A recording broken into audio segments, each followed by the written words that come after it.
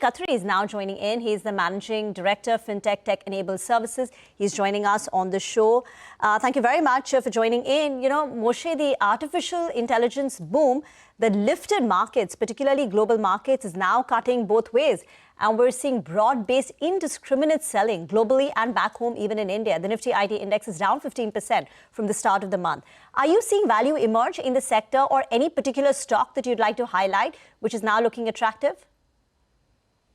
First, I would actually listen to Chandra as a very smart guy in terms of what he has to say.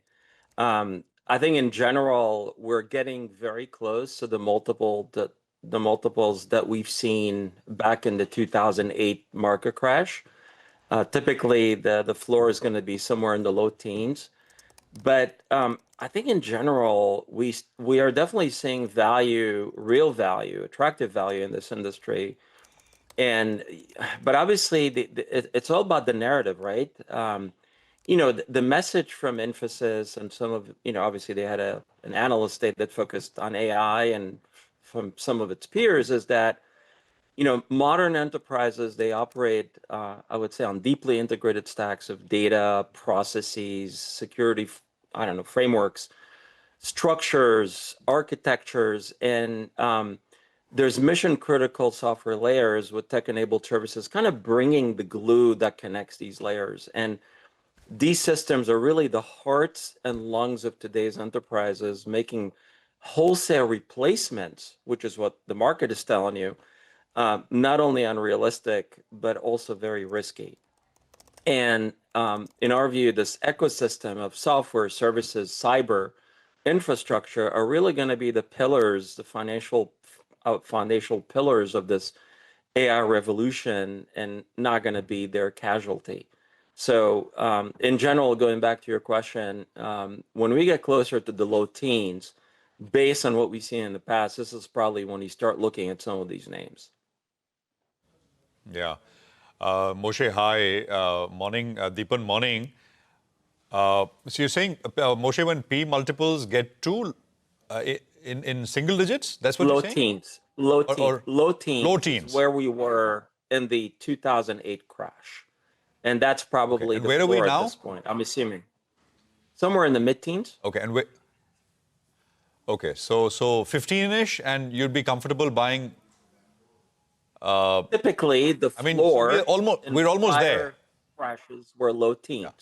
That's what we're using as a proxy. I see. No, I mean, and you're absolutely right. I mean, you know, I was there and, when Chandra made those remarks, and we heard from Kriti Vasan, who's the current CEO of TCS. We've heard from Nandan of Infosys. We've heard from, you know, we're starting to hear CVK of HCL Tech, and they're all kind of sort of highlighting one thing, that it's very different when you and I use these models and kind of, you know, and when enterprises use them, because enterprises have all these legacy things which you can't just slap this on top of everything and expect it to work. So there's a lot of integration work, etc. So the opportunity is large in that sense. I just heard one thing. Deepan is also with us. Deepan, of course, is a veteran in markets, but he doesn't like IT services. Deepan, am I right? Yeah, well, I was beginning to like it. You know, I thought that eventually things would start to get better. But, you know, every day we're getting new news about how this particular AI threat is evolving.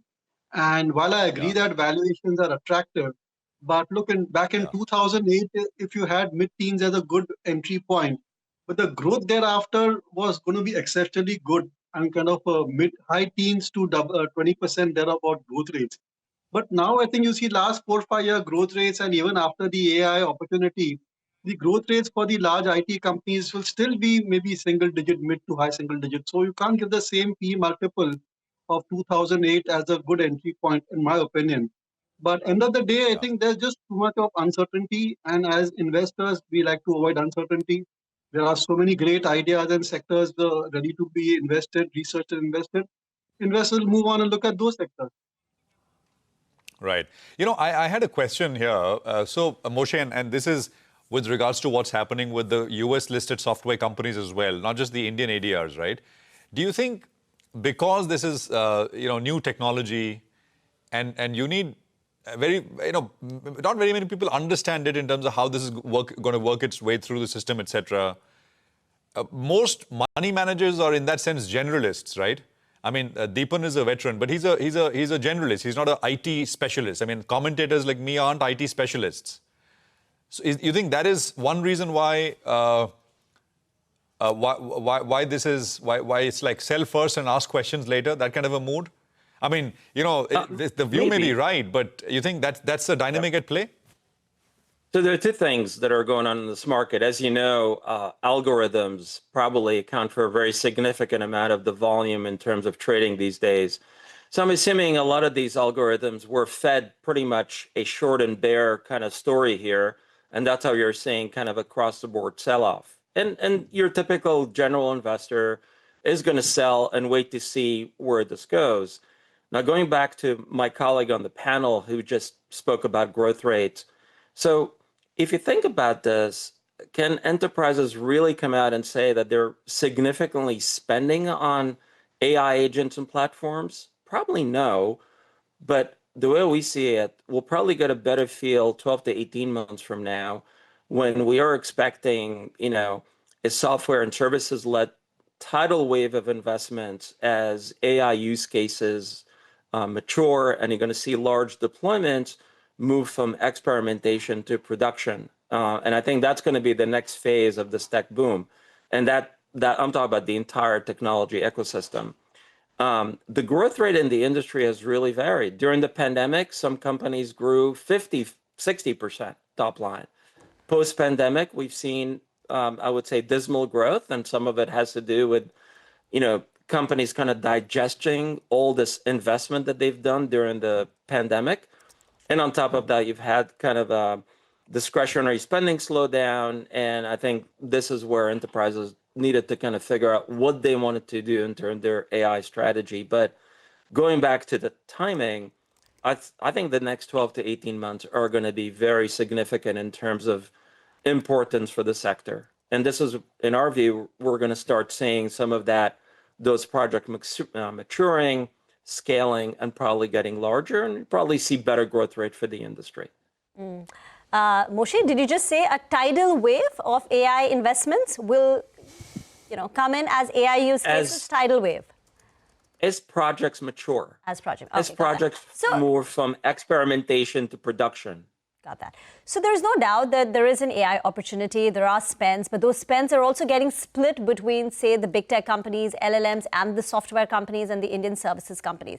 There is an execution risk, which is what Salil Parekh said or Nandan Nilekani said at the Infosys AI Day. The opportunity is there, but now it's over to the Indian IT companies to adapt and execute and capitalize on that opportunity.